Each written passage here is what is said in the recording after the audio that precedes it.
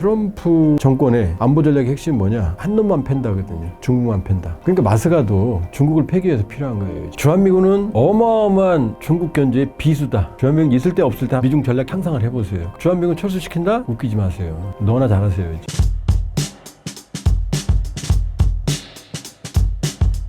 조지아 공장 대규모 단속은 무엇이 문제였나요? 잘 아시다시피 조지아 현대자동차 공장, 배터리 공장이었죠. 현대 직원과 LG 엔솔 에너지솔루션 직원들이 공장의 설비 장착 과정이었어요. 현대자동차와 LG 관계 인원들이 작업을 하고 있었고요. 그런데 미국 이민단속국 급습을 해서 사전에 예고를 했다고 그러지만 사실상 급습이죠.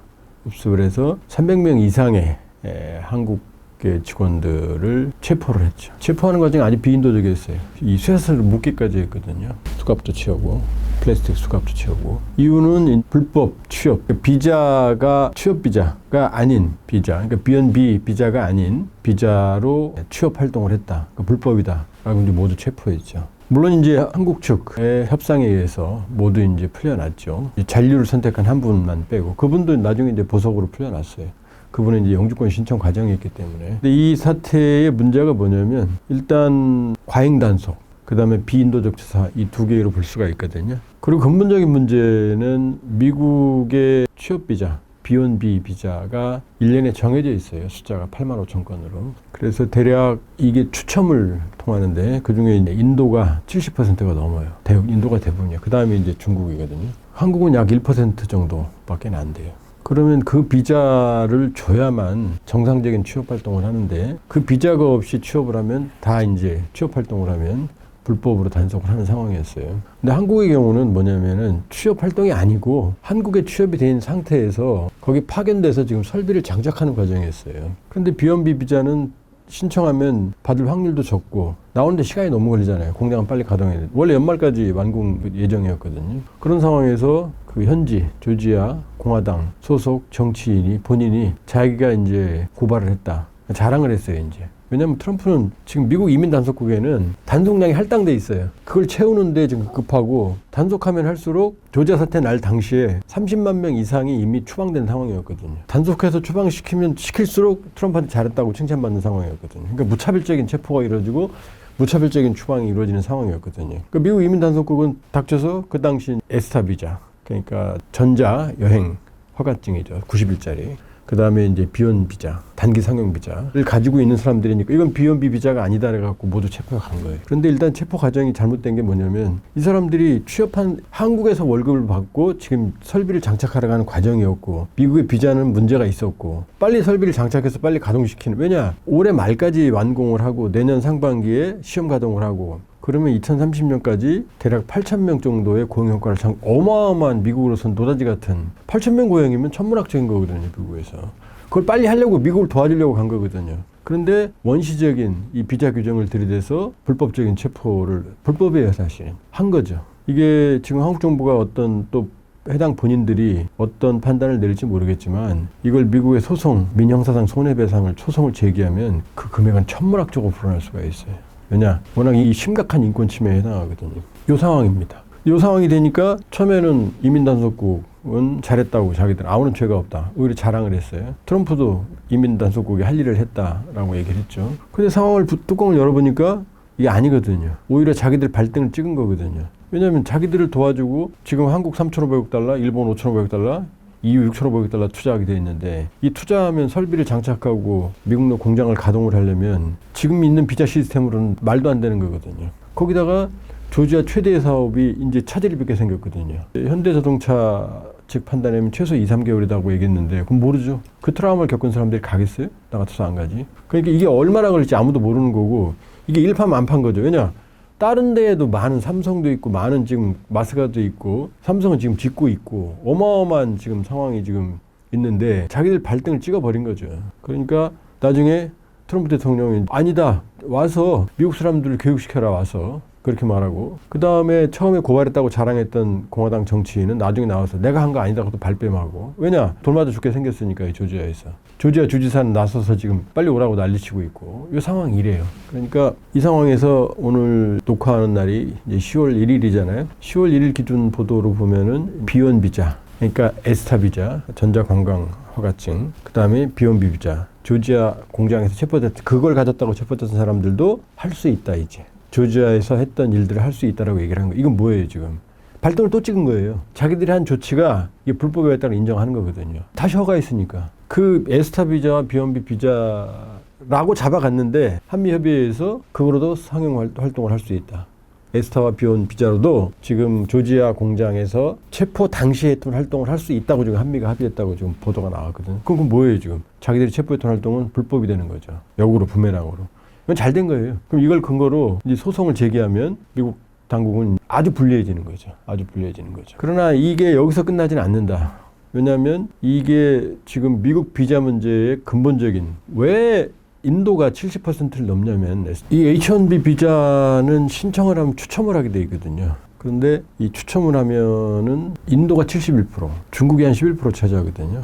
그럼 두 나라가 80% 넘잖아요. 근데 두 나라 인구가 몇이죠? 14억, 14억이잖아요. 인도가 제일 많아요. 그럼 인도는 왜 71%고 중국은 11%냐? 이 H-1B 비자의 상당 부분들은 고학력자들이에요. 전문직들이 많아요. 그럼 이 사람들을 불러다가 미국에서 쓰는 거거든요. 단순 노무자를 불러들일 리는 없을 거 아니에요. 그러니까 그럼 인도하고 중국이 왜 이렇게 많이 차이가 나느냐? 중국은 전문직 인력들을 자체에서 흡수하는 거예요. AI부터 시작해서 빅테크 기업들, 그냥 반도체 이런 부분들, 고급 두뇌들을 중국 내에서 흡수해 버리는 거예요. 근데 인도는 중국에 비해서 산업 역량이 현저하게 떨어지잖아요. 그러니까 인도의 두뇌들은 미국으로 신청을 많이 하는 거죠. 인구의 볼륨이 둘 다 14억이 넘으니까. 그러니까 인도가 추첨을 하면 제일 많은 확률이 되는 거죠. 중국도 똑같이 신청을 할 가능성이 있는데 근데 중국은 자체에서 흡수하니까. 왜냐하면 자체의 두뇌들을 활용을 하잖아요. 그러니까 인도가 많고 신청 건수로 보면 추첨이니까 인구 볼륨으로 보면 그러니까 중국이 많은 거죠. 또 인도가 이 빅테크 쪽, IT, AI 쪽에 두뇌들이 많아요. 그러니까 이 추첨 제도로는 지금 한국 3,500달러, 일본 5,500달러, 유럽에 6,500달러를 갈 수 있는 그걸 투자해서 설비할 수 있는 전문 인력들을 H-1B 비자를 받을 수 있는 방법이 없잖아요. 이제 그 문제를 본인들이 안 거죠. 본인들이. 그러니까 이제 에스타도 돼. 그 다음에 비원도 이제 할 수 있어. 조지아에서 했더니 그대로 할 수 있어라고 말하는 거죠. 근데 이미 발등을 찍은 거예요. 이제 어떻게 돼요? 캐나다가 벌써 말했잖아요. 우리한테 와. 왜냐하면 미국의 경쟁력은 자체는 별로 없어요. 자체에 그냥 프레임, 플랫폼이 있으니까 여기에 전 세계 두뇌들을 항상 끌어들이는 거예요. 중국 유학생들 받아들이고 자, 그 사람들이 미국의 상위권 대학에 들어가면 다 두뇌들이잖아요. 거기서 학사, 석사, 박사학위를 받으면 특히 석박사를 받으면 이 사람들이 미국의 지식을 훔쳐간다 라고 미국 트럼프는 생각하지만 그게 아니고 그 사람들이 거기서 연구를 해서 연구를 인정받아서 학위를 받는단 말이에요. 그럼 연구 성과물은 어떻게 돼요? 그럼 미국에 남는 거예요. 미국의 학문을 육성시키고 미국의 과학 실력을 향상시키는 거예요. 물론 돌아가면 그 사람들이 그 나라에 기여하겠죠. 그러나 미국도 그 이상으로 그동안 혜택을 받은 거란 말이에요. 근데 트럼프는 이걸 자기들 지식을 훔쳐간다고 생각하는 거예요. 그러니까 우리도 60년대, 70년대 우리 두뇌들이 다 어딜 갔어요? 미국으로 갔단 말이에요. 거기서 많이 안착을 했어요. 돌아온 사람도 있지만 나중에 박정희 대통령이 두뇌 유입시키는 어서 와라. 조국 군대를 위해서 라고 왔지만 많은 사람들은 미국에 남았고 미국에 지금 상층부를 구성하고 있어요. 나사부터 시작해서 빅테크 기업, 과거에 IBM, 애플 지금. 그런데 이걸 이제 끊어버리는 거죠. 자기들이 직업을 훔쳐간다고 생각하는. 그 H-1B 비자를 가진 8만 5천 건 이상 되는 사람들은 미국 안에서 채우겠다는 건데 그 이상은 못하게 하고. 근데 그 8만 5천 건에 들어오는 사람들도 사실은 이제 미국에 여기 신청하는 많은 사람들, 사실 그걸 늘려야 되는 거죠.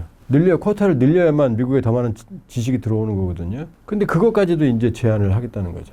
그러니까 처음에 어떻게 했어요? 100배로 올렸잖아요. H-1B 비자 수수료를 10만 달러로 올렸잖아요. 1억 4천만 원으로. 왜? 거기서 돈을 벌겠다는 거예요. 또는 1억 4천만 없으면 들어오지 말라는 거죠. 인도에 중국에 1억 4천만 원 내고 갈 사람들이 있어요. 그러니까 이제 사람들은 어떻게 해요? 자, 미국 안 가? 어디 가요? EU, 캐나다, 한국, 일본 이런 데로 분산되겠죠. 그러면은 그 1억 4천만 원을 낼 수 없는 두뇌들, 미국은 이제 어떻게 해요? 활용을 못 하는 거죠. 활용을 못 하는 거죠. 그러니까 지금 미국의 본질을 트럼프가 잊어먹고 있다. 이민의 나라거든요. 원래 아메리칸 인디언만 살던데 오늘날 미국이 된 게 끝없이 몰려드는 사람들. 그 중에서 미국은 자 어떻게 되죠? 미국의 특정한 사람들이 민족성을 구성하나요? 아니에요. 자, 백인, 흑인, 히스패닉, 그 다음에 아시아계, 아프리카계 사람들이 모여서 일종의 멜팅폿이라고 그랬어요. 용광로에서 녹여내는 거죠. 그러면 거기에서 전통이 없으니까 기준이라는 게 기존의 질서가 없어요. 그러면 미국이 잘 살 수 있는 건 뭐냐면 바로 프로시듀얼 데모크라시, 절차적 민주주의, 그 다음에 트랜스퍼런시, 투명성. 능력이 있으면 누구든 올라가는 거죠. 그러니까 미국 영화 보면 과거에는 80년대, 90년대는 회사, 대기업의 사장들이 일본인으로 나와요. 지금 보면 인도도 많이 나오죠. 그죠? 일본인도 나오지만 유럽계도 나오죠. 흑인도 있어요. 물론 백인도 물론 있지만. CNN 앵커들을 봐봐요. 다 얼굴이 다 다르잖아요. 그건 뭐냐? 능력주의인 거예요. 그러니까 혈통, 그 다음에 전통, 그 다음에 출신지 이건 하나도 안 중요하고 오로지 능력만 있으면 어떻게 돼요? 아직도 그 흑인 차별이 있고 뭐 항상 문제가 되는 그런데 오바마가 대통령을 했잖아요. 흑인이. 그걸 말해주는 건 뭐냐면 능력 있는 사람이면은 혈통, 인종, 지역, 출신 아무 관계없이 바로 그 능력주의가 오늘날의 미국을 만든 거거든요. 그럼 뭐냐? 와라 여기로 능력 있는 사람 전 세계 와라. 그리고 그 능력 있는 사람들이 미국에서 능력을 발휘해라. 이게 미국의 힘이었거든요. 근데 트럼프는 뭐예요? 이민은 안 돼. 우리끼리 먹고 살 거야. H-1B 비자 100배 올려. 유입을 막는 거예요. 어떻게 돼요? 썩죠. 물이 흘러 들어와서 계속 순환이 돼야 되는데 물을 막잖아요 지금. 그럼 썩는 거죠. 그리고 지금 트럼프가 하는 모든 짓거리들은 지금 독재잖아요. 독재. 아웃브레이크가 없잖아요 지금. 하고 싶은 대로 마음대로 하잖아요. 자기 대통령에도 가족 재산이 수조 원이 올라가고 코인 같은 거 만들고 가상자산 만들고. 그러니까 이런 모든 것들은 결국 어디로 가느냐. 조지아 스테이트도 뭐냐면 단기적인 충격도 있지만 장기적으로 뭐냐면은 불신, 그 다음에 쉼표, 불확실성. 이 두 가지가 자본주의는 최대의 적이에요. 거기 누가 투자를 해요? 관세 합의하면 무슨 소용이 있어요? 또 깨는데. 조지아 사태 자기들 도와주러 갔는데 투자를 갔는데 잡아가 자기 기준에 의해서 나중엔 아니라 그래. 그러니까 이 문제는 미국이 무너지고 있는 거예요. 미국은 이제 근본적인 위기에 처해 있다. 자유주의. 미국이 세계의 지배자 헤게모니를 가졌던 건 바로 자유주의의 수호신이었거든요. 근데 자유주의를 그걸 깨잖아요, 트럼프가. 이제 남는 건 바로 미국 민주주의, 자유주의 회복 탄력성이에요. 대한민국은 비상계엄 사태 여기에 대해서 뭐 찬반 뭐 있고 뭐 많은 설이 있지만 중요한 건 그걸 회복하고 정상으로 돌아왔다는 거예요. 그 위기를. 위대한 거죠. 미국이 가능할까요? 우리는 대통령을 2번이나 탄핵했어요. 근데 미국은요. 여기 트럼프가 한국에 있었다면 벌써 100번은 탄핵당했어요. 근데 미국은 그게 불가능해요. 그러니까 미국의 뚜껑을 열어보니까 그동안 우리가 알고 있던 미국의 타체가 부실한 것들이 지금 다 드러나고 있는 거예요. 트럼프 마음대로 수없이 관세도 당장 어떻게 됐어요? 기다리고 있잖아요. 10월이면 이제 대법원 판결이 날 거예요. 그렇게 보면 이번 조지아 사태는 트럼피즘의 광풍의 빙산의 일각이다. 그리고 트럼프는 지금 미국이 쌓았던 신뢰를 허물고 있다. 불확실성의 세계, 불신의 세계로 가고 있다. 아무도 이제 미국을 믿지 않는다. 안보적으로도 믿지 않고 경제적으로도 믿지 않아요. 그 다음에 윤리적으로도 이제 믿지를 않아요. 도덕적으로도. 그럼 이건 무너지는 거죠. 희망은 미국 국민들에게 있다. 이미 미국 국민들의 75%가 미국이 잘못 가고 있다. 민주당보다 공화당 층에서 빠르게 급증하고 있어요. 미국 국민들이 이 트럼피즘의 광풍을 바로잡지 못하면 그건 희망이 없다. 그리고 어쩌면 트럼프가 남은 3년 한 3, 4개월 많은 부분에 이렇게 간다면 회복할 수 없는 상처를 줄 수 있다. 우리하고는 다르다. 우리는 민주주의 회복 탄력성으로 무질서를 잡았지만 미국은 그런 시스템이 없잖아요 지금. 그렇게 본다면 지금 조지아 사태는 해결 국면으로 가지만 그러나 유사한 사태가 트럼피즘에 의해서 재발할 가능성이 배제할 수가 없다. 그리고 트럼프 일기와 다른 점은 뭐냐면 그때는 어른들의 축이 있었어요. 트럼프의 광풍을 막을 수 있는 공화당 내에 기성, 정통, 보수 세력들이 있었어요. 이 사람들이 막았어요. 그러니까 트럼프가 마음대로 못했어요. 근데 트럼프가 거기서 깨달았죠. 이제 내 맘대로 하려면 왜 그때는 굴러온돌이었으니까 트럼프가 예스맨만 지금 내 옆에 둬야겠구나. 지금 트럼프 주변에는 노하라고 말할 수 있는 아무도 없어요. 트럼프가 말하면 각하 시원하시겠습니다. 이러는 거죠. 아무도 못 막아요. 그럼 결국 미국 국민들이 막는 거죠. 그게 미국 오늘날의 현실이다. 지금 미국은 아주 불안하다. 그리고 세계는 미국의 위험성을 보고 있다. 절친이었던 캐나다가 미국을 가장 큰 위협으로 지금 국민들이 생각할 정도거든요. 그게 조지아 사태의 본질입니다. 현재 한미 관세 협상의 진행 상황을 말씀해 주신다면요? 관세 협상 지금 사실상 도장 찍은 데는 거의 없죠. 일본만 이제 5,500억. 일본이 문제예요. 왜냐하면 일본이 5,500억 달러의 조건이 뭐냐? SPC, 그러니까 스페셜 퍼포스, 특별 목적의 법인 회사 계좌 구자에 5,500억 달러를 현금으로 넣고 용처는 트럼프가 정하고 미국이 정하고 그리고 여기서 수익이 발생을 하면 이 원금을 회수하기 전까지는 이제 원금을 까는 거죠. 50대 50을 나눠 가져요. 미국과 일본이. 중요한 건 미국은 1달러도 안 낸다는 거죠. 그 다음에 원금이 회수가 되면 그때부터는 미국이 90%를 가져가요. 그 다음에 일본은 10%만 가져가고. 이 조건이 말이 안 되죠. 그 다음에 더 심각한 건 뭐냐. 이 회사가 투자가 망해도 일본도 책임도 안 지고 미국도 책임을 안 져요. 공평하죠? 미국도 똑같이 책임 안 지니까. 근데 돈을 누가 냈어요? 일본이 냈잖아요. 투자처는 일본에서 하는 게 아니잖아요. 그럼 이게 처음에는 도둑이라고 사람들이 생각했어요. 근데 지금은 강도라고 생각해요. 근데 최근엔 날짜가 붙어요. 날강도라고. 그랬더니 일본 안에서도 여기에 대한 불만이 나와요. 지금 자민당 총재 선거 앞두고 있는데 그중에 유력한 게 이제 고이즈미 전 총리 아들 고이즈미와 그다음에 다카이치예요. 다카이치. 여자 아베라고 불리는 강경파죠. 보수. 다카이치가 이건 문제가 있다고 말했어요. 다카이치가 될 확률이 있어요. 가능성이 있어요. 이거 문제가 있다고 그랬어요. 그럼 다카이치가 되면 재협상한다는 얘기예요. 재협상한다는 얘기. 왜냐? 사인했어도 그거는 5,500억 달러 투자하려면 투자 서류가 아마 5톤 트럭으로 수십 대가 될지도 몰라요. 왜냐? 디테일하게 다 해야 되니까 모든 분야들을. 그러면은 아직은 그냥 처음에는 말로 20억에 가서 5,500억 달러 할게. 그 다음에는 이 조건으로 도장 찍었어요. 그냥 이거는 그냥 벙벙한 거예요. 그냥 건물 쳐놓으면 안에 인테리어 하나도 안 한 거예요.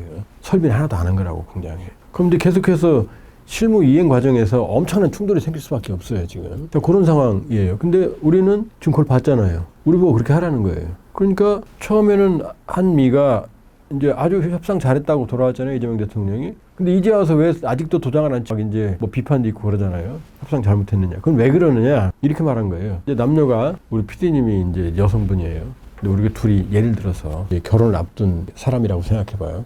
자기 나 사랑해? 사랑해 그랬어. 자기는 나도 사랑해 그랬어요. 근데 지금 머릿속에 사랑이라는 개념이 동일할까요? 틀릴까요? 틀리죠. 그래서 결혼하면 서로 싸우는 거예요. 왜냐? 내가 사랑하는 개념으로 너도 사랑하는 줄 알았거든. 그거 똑같은 거예요. 3,500달러 낼게. 아, 좋았어. 아하하 하고 껴안고 왔는데 보니까 그 조건이 서로 달랐던 거예요. 우리는 3,500달러를 투자하면 대출도 있고 보증도 있고 담보도 있고. 그럼 10원 내면 10원 투자, 이게 대출, 보증, 담보 이렇게 치면은 이게 40원으로 늘어나잖아요. 이런 개념이었던 거예요. 미국은요, 현금이야. 트럼프는 뭐라고 말했어요 또? 어프론트, 선불이야까지 말했어요. 그러니까 여기 오니까 여기 와서 이제 서로 사랑해 한 다음에 이제 그 사랑이 뭐니? 남자는 이렇게 생각하는 거죠.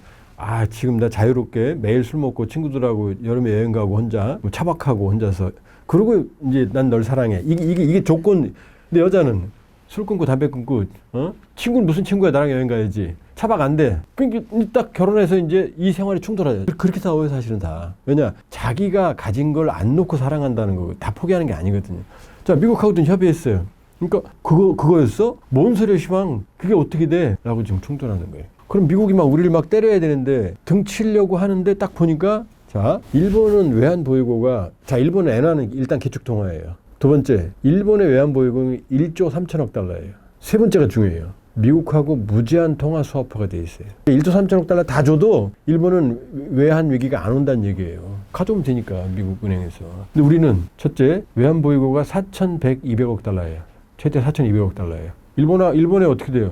3분의 1 정도 수준밖에 안 되잖아요. 두 번째, 여기서 3,500억 달러를 주면 우리에 남는 건 700억 달러? 600억 달러밖에 안 되지. 그럼 동남아시아 국가 수준으로 떨어져요. 세계 10위 경제권 대국에. 그럼 곧바로 외환위기예요. 그 즉시 선불을 줘버리면. 국가 부도예요. 그 다음에 우리는 통화 스와프가 체결이 안 돼 있어요. 미국하고. 통화 스와프가. 그 다음에 국채은행, 한국은행이 마음대로 꺼낼 수 있는 외화가 있느냐? 없어요. 200~300억 달러밖에 안 돼요. 그럼 어떻게 돼요? 3,500달러 현금으로 선불로 투자할 수 있어요, 없어요? 없잖아요. 그러니까 이 이행 도장을 찍을 수가 없는 거예요. 누구냐? 이재명 대통령이 아니라 제가 하든 아니면 우리 PD님이 하든 AI가 하든 도장을 못 찍는 거예요. 거기다. 찍을 수가 없는 조건이에요. 그러니까 지금 어떻게 돼요? 시간이 흘러가는데도 미국에서 말이 그냥 뭐 선불이야 뭐 이런 거 나오고 뭐 더 올릴 거야 이런 얘기 나오지만 뭐 어떻게 할 거야 라는 말은 안 나오잖아요, 지금. 왜냐? 지들도 알거든. 자, 우리가 일단 요구한 게 뭐냐? 일단 첫 번째 조건이 통화 스와프 체결해줘야 해요. 그게 충분 조건 아니에요. 그건 필요 조건일 뿐이에요. 통화 스와프 일단 체결해줘. 그래도 3,000억 달러는 다 낼 수는 없어요. 미국이 하는 대로. 지금 그런 상황이에요. 그러니까 이 협상이 참 정부가 어려운 상황에 처해 있다 그러는데 아니에요. 아주 쉬운 상황이에요. 왜냐? 가서 니네들이 원하는 대로 하려면 나 배째라밖에 없어요. 지금 방법이.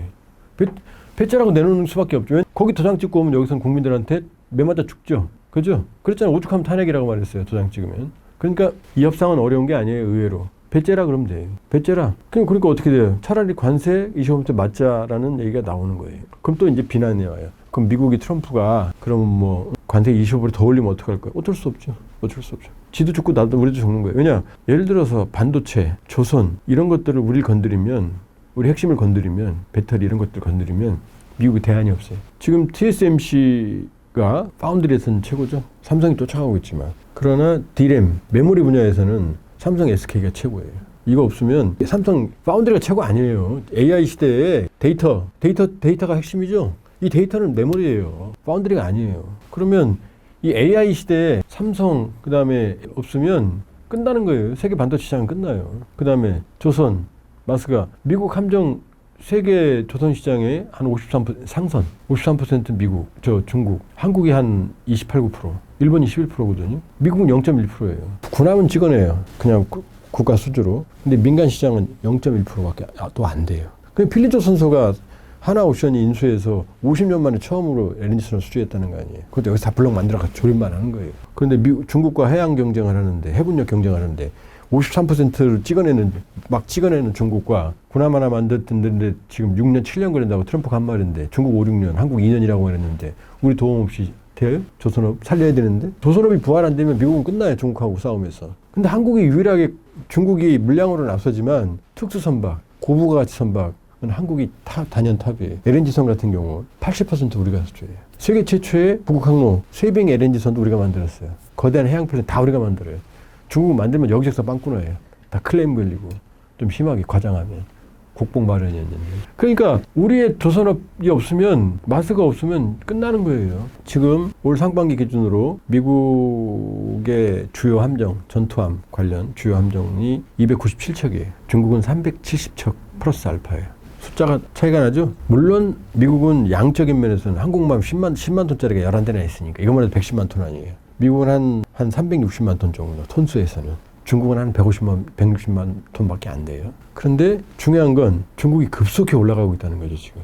항공모함도 8만 톤짜리까지 찍어냈어요. 시진핑이 이렇게 말했어요, 9월 초에. 중화민족주의, 위대한 중화민족 시대를 만들기 위해서는 해양 강국이 돼야 된다. 왜냐? 중국하고 미국이 붙으면 바다에서 싸울 거 아니에요.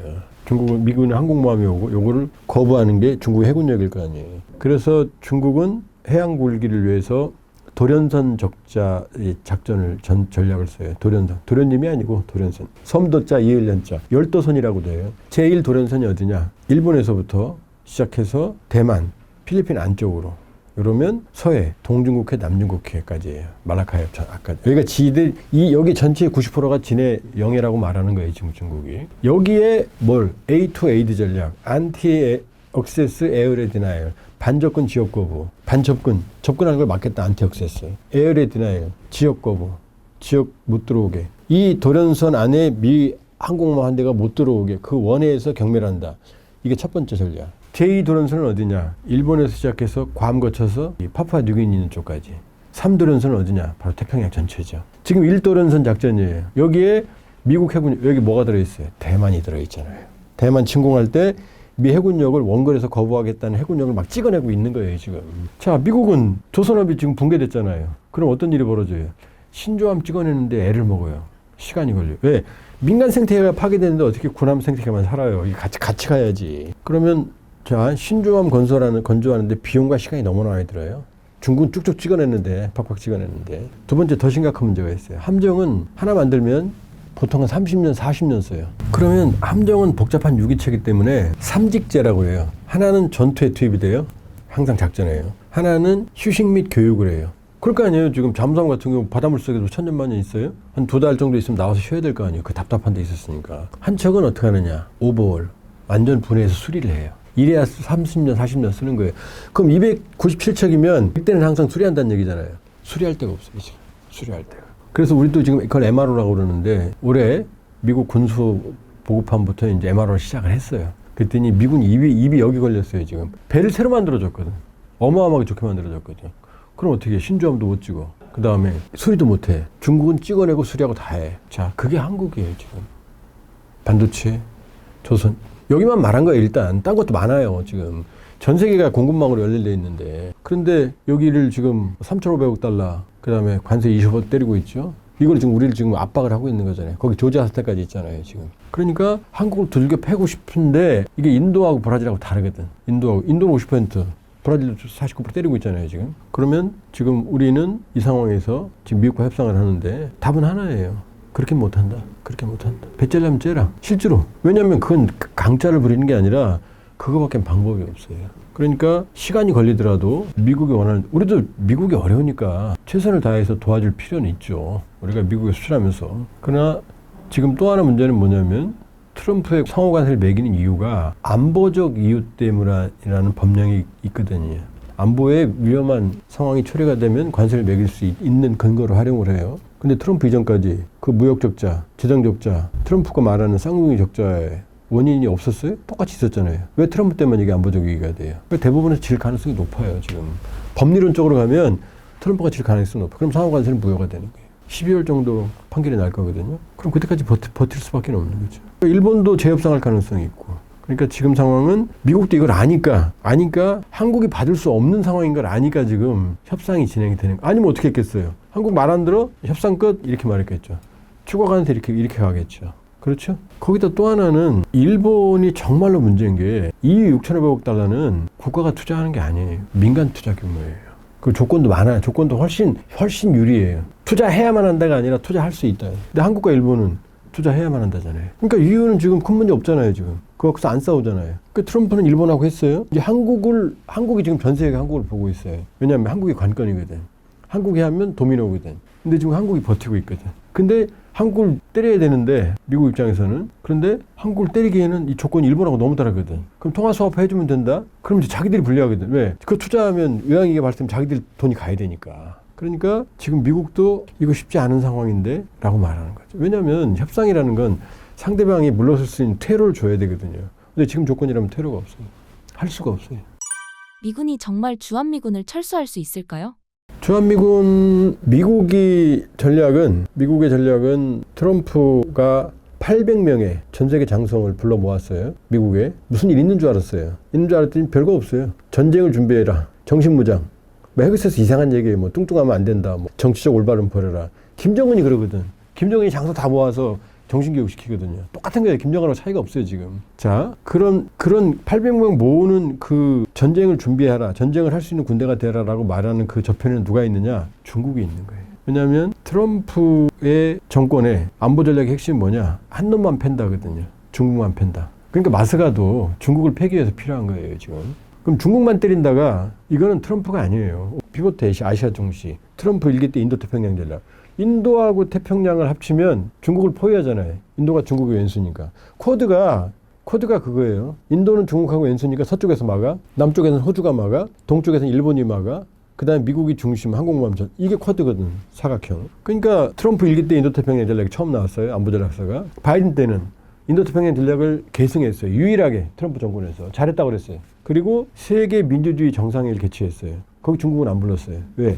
전 세계 민주주의 너는 아니야. 우리 스크럼 세계 민주주의 정상회의 의미가 뭐냐? 중국은 아니라는 거예요. 전 세계 민주주의 네트워크를 만들어서 중국을 포위하겠다는 전략이었어요.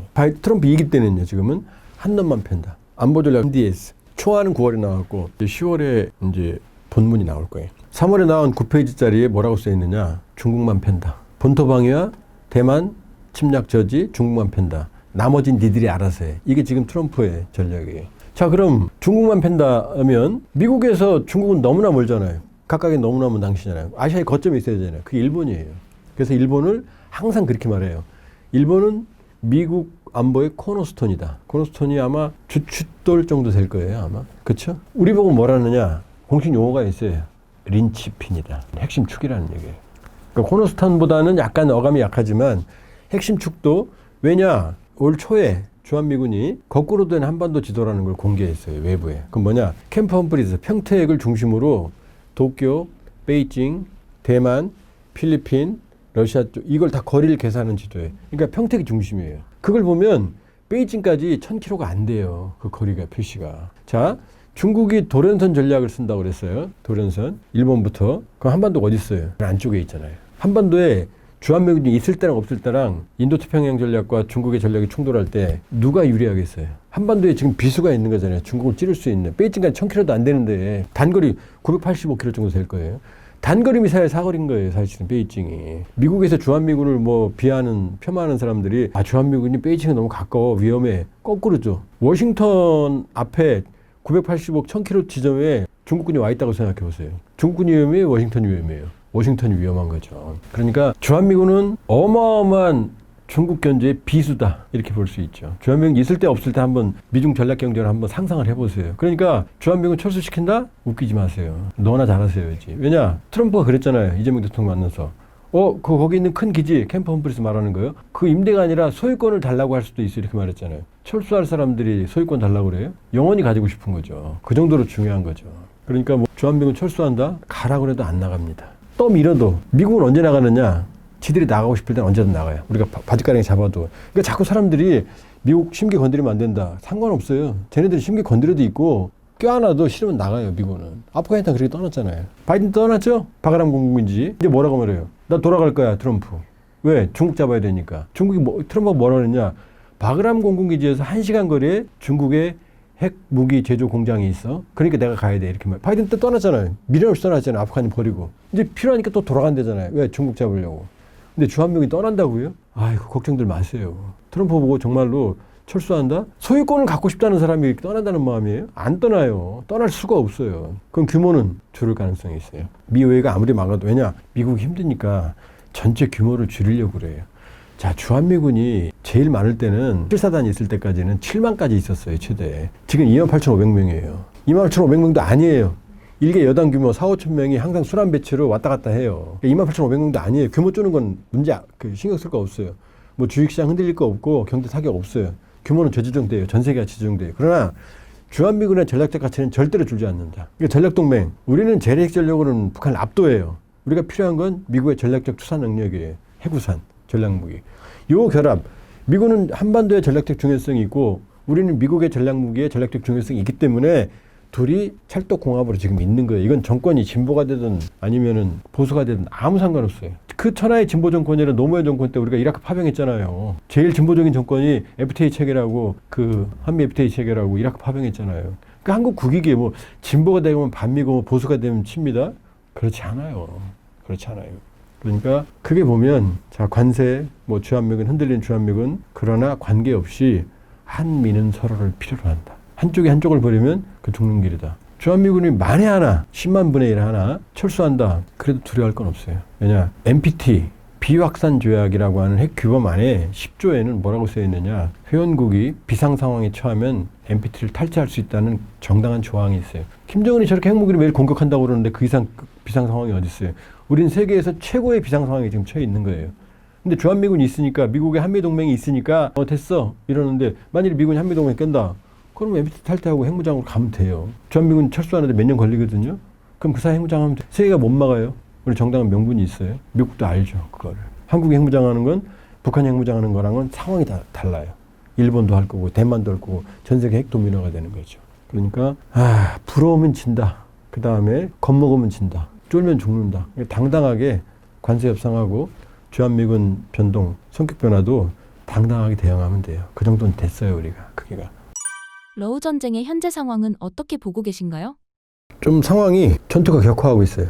최근 러시아의 공습이 수도 키이우까지 전방위적으로 최대 규모의 공습이 이루어지고 있고 전투도 격화하고 있어요. 그러니까 러시아가 또 어떤 일을 벌이느냐. 9월 9일 10일에는 폴란드에 드론 확인된 것만 24대, 13일에는 루마니아 드론, 그 다음에 19일에는 에스토니아 상공, 발트 3국, 미그 31, 이 킨자리라고 하는 핵탄두를 탑재할 수 있는 전투기예요. 세대가 무려 12분간이나 영공을 침범했고 나토가 출격한 나토 항공기와 10여 분간 대치를 했어요. 요격을 했다는 얘기죠. 따라가면서. 그 다음에 덴마크에는 20일, 22일, 24일, 25일 그 날짜가 기억이 안 나요. 세 차례 정체불명의 드론이 출몰을 했어요. 그 이후로도 유럽 상공에 정체불명의 드론들이 출몰하고 있어요. 모두 다 러시아 소행으로 이제 의심을 하고 있어요. 알래스카 방공구역에도 9월 하순 말에 투볼레프 95 전략 폭격기 2대. 이건 항속거리가 15,000km예요. 프로펠러로 느리지만 세계 유일의 대륙간 횡단 전략 폭격기. 핵탄도 실어요. 그 다음에 SU-35 2대 전투기가 호위하는 알래스카의 방공식별구역. 이거는 영공은 아니에요. 그런데 그 방공식별구역부터는 안보적 위협으로 간주해요. 그러니까 들어갈 때는 상대방한테 통보해야 되고 그게 관리해요. 우린 카디즈, 일본은 자디즈. 그 다음에 이제 원래 이제 아디즈라고 그러는데 앞에 이제 그 나라를 붙여요. 중국은 차디즈라고 그래요. 그래서 미국이 긴급 출격해서 요격에 나선 적도 있어요. 자, 이런 흐름을 보면 어떻게 돼요? 최대 규모. 러시아가 지금 어마어마한 공세를 취하는 것 같죠? 나토까지도. 그러니까 전선이 나토까지 확대되는 거 아니야? 이런 이제 우려가 커지고 있고. 그러니까 지금 리투아니아, 이 발트 3국 중에서 러시아의 최전선이거든요. 여기 독일군이 배치돼 있어요. 독일군들은 긴급 훈련까지 실시했어요, 지금. 그러니까 독일 전차 군단과 이제 그 러시아가 국경이 맞닿아 있는 거죠, 지금 사실은. 리투아니아 가 있으니까 나토니까. 그러니까 전운이 높아진다, 이렇게. 푸틴이 모험을 하는 거 아니냐? 이런 상황이어서 지금 트럼프가 이제 짜증을 냈어요. 뭐라고 말했느냐? 이 유엔 총회를 계기로. 야, 일주일이면 끝낼 전쟁을 아직까지 빌빌거려? 니네들 종이호랑이야, 정확하게. 페이퍼 타이거야, 페이퍼 타이거야. 니네 경제 엉망이지? 엉망이지? 이렇게 말했어요. 이렇게 말했어요. 그랬더니 페스코프 크렘린궁 대변인이 또 재밌는 얘기했어요. 나는 곰이야. 북극곰 그러잖아요. 우린 곰이야. 그 다음에 종이곰은 없어. 우린 무서운 곰이라는 거죠. 곰이라는 거죠. 그랬더니 벤스 부통령이 트럼프가 우크라이나에 토마호크 미사일 지원하는 걸 고려하고 있어. 그랬더니 위트코프 특사가 28일 날 벤스가 29일 날은 특사가 트럼프가 우크라이나에 장거리 미사일 사용 허가했어. 이 두 얘기 뭐예요? 토마호크는 사정거리가 2,500km예요. 순항 미사일이에요. 우크라이나 국경에서 모스크바까지 1,000km가 안 돼요. 2,500km짜리 토마호크 미사일을 주면 러시아 전역을 때린다는 거예요. 사실상추. 이쪽 시베리아 쪽엔 별거 없으니까. 우랄까지 다 때린다는 얘기예요. 지금. 그러면 어떻게 돼요? 푸틴이 이게 꼭지가 좀 돌아가지고 지금 우크라이나 정부 총사까지 때렸거든요. 선을 넘은 거예요. 그럼 어떻게 돼요? 우크라이나도 이제 토마호크 받으면 어떻게 하죠? 푸틴 집무실을 때릴 수 있는 거예요. 그랬더니 이 얘기가 나오니까 이제 러시아는 어뜨거 페스코프가 그래서 전황에는 영향을 못 미쳐 이래야 되는데 전황에는 영향을 못 미치는데 예의주시하고 있어 이렇게 꼬리를 좀 내리고 있어요. 왜? 그걸 좀 게임 체인저니까. 왜냐? 푸틴을 죽일 수 있거든. 극단적으로는. 그렇게는 안 하죠. 왜냐? 푸틴을 쏘면 제렌스키도 맞으니까. 그리고 푸틴을 제거하면 러시아가 그 컨트롤 타워가 없으니까. 그러나 푸틴 입장에서는 나를 쏠 수 있는 게 그동안은 확전을 방지하기 위해서 우크라이나한테 나토와 미국이 무기를 주면서도 장거리 사용을 중단시켰어요. 에이테킴스가 300km에 미국이 주는 MLRS 다연장. 처음에 뭐였느냐? 영국이 준 스톰 섀도우는 프랑스랑 공동 개발해서 프랑스 이름은 스칼프. 영국은 스톰 섀도우인데 이게 사거리가 500km예요. 근데 해외에 줄 때는 250km를 사거리를 제한하는데 이걸 500을 줬는지 250인지 몰라요. 이거를 어떻게 했는지 러시아 본토는 공격하지 마라. 우크라이나를 침략당한 점령 지혜만 써라. 그런데 요걸 바이든 때 풀어줬어요. 언제? 인민군이 쿠르스크에 가니까 선을 넘었네? 그러면서 본토 공격을 하게 해줬어요. 그러니까 지대지는 300km. 그러니까 공대지는 스톰 섀도우는 250km를 항공기에서 쏠 수 있는 거예요. 이제 그때부터 러시아가 골치 아픈 거죠. 왜? 러시아 내부의 훈련 기지나 병력 지키를 다 때리니까 막 피곤한 거죠. 이 상황이었어요. 근데 이거는 2,500km는 예의가 달라지잖아요. 그냥 우크라이나 안쪽 아주 먼 거리에서도 모스크바를 때리고 러시아의 주요한 보급기지나 주요 전략시설을 다 때릴 수 있는 거예요. 환장하는 거죠, 지금. 그랬더니 여기다 또 유발 하라리라고 아세요? 유발 하라리? 이스라엘 세계적인 석학이라고 그러는데 역사학자가 오늘 하라리 좀 욕 좀 해야겠네. 비판 좀 해야겠네. 욕은 아니고 하라리가 이렇게 말했어요. 갑자기 태어나서 갑툭튀 우크라이나가 이긴다. 세 가지를 얘기를 했어요. 첫 번째, 러시아의 병력 소모가 너무 많다. 20만에서 30만 전사. 지금 110만 이상 사상자 잡거든요. 보통 전사자와 부상자의 비율이 3대 1이에요. 그러니까 러시아 전사자 비율이 12만에서 29만 정도로 추산하거든요. 요거 계산하면은 부상자까지 합치면 120만이 넘는다는 얘기죠. 최대. 근데 100만 내외라는 건 거의 정설이에요. 근데 하라리가 뭐라고 말했느냐. 지금 같은 추세라면 러시아가 우크라이나 전쟁 이기는데 100년 걸린다. 그 다음에 사상자는 수천만 명이다. 수천만 명. 지금 푸틴이 올해 상반기에 16만 명 징집했고 가을에 13만 5천만 명 징집령을 내렸어요. 강제 동원령은 아니에요. 통상적으로 하는데 규모가 너무 커요. 이건 병력 소모가 다 많다는 얘기를 의미하는. 두 번째는 뭐냐? 흑해의 제해권을 확보하지 못했다. 흑해는 우크라이나 남부잖아요. 여기 제해권을 확보하면 남부에서 계속 압박할 수 있고 우크라이나 오데사 같은 데 상륙을 할 수 있거든요. 근데 이 흑해의 기함, 모스크바함을 우크라이나가 격침시켰잖아요. 만톤급 내외인데. 이게 왜 중요하느냐? 이 모스크바함이 있으면은 흑해의 제공권을 장악할 수 있어요. 지대공 미사일부터 시작해서 방공함이니까 격침당했어요. 그 다음에 우크라이나가 해상, 수중, 수상 드론을 이용해서 어떻게 해요? 잠수함도 때려, 계속 수상함도 때려, 상륙함도 때려. 그 흑해 함대가 기능을 못해요. 그러니까 남쪽에서 압박을 못하는 거예요. 그러니까 육상에서만 세 번째 제공권을 장악하지 못했다. 러시아 비행기들이 막 우크라이나 폭격 이런 거 안 나오잖아요. 지금 공수이 뭐냐? 다 드론이에요. 값싼 95% 이상이 드론이에요. 미사일도 제대로 못 써요. 비싸니까. 지금 최대 규모 공습을 하니까 러시아가 잘하는 거 아니야? 최초에 썼던 이란제 샤헤드 136을 개란으로 이제 국산화했어요. 드론은 후티도 만들어요. 가난한 나라도 만들어요. 중국제 부품 갖다가 다 만들 수 있어요. 고급 무기가 아니에요. 근데 드론의 특징이 뭐냐? 전황을 바꾸진 못해요. 파괴력이 약하니까. 수백 대씩 날려보내요.